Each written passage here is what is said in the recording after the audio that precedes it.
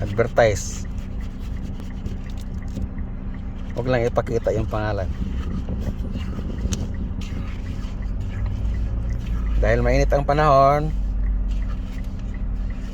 titikim tayo ng halo-halo.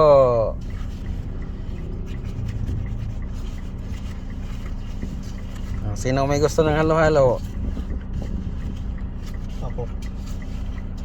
Yung may gusto, bumili kayo. Marami yan sa tindahan. Pag walang pambili, di utangin na muna kasi malapit na yung eleksyon.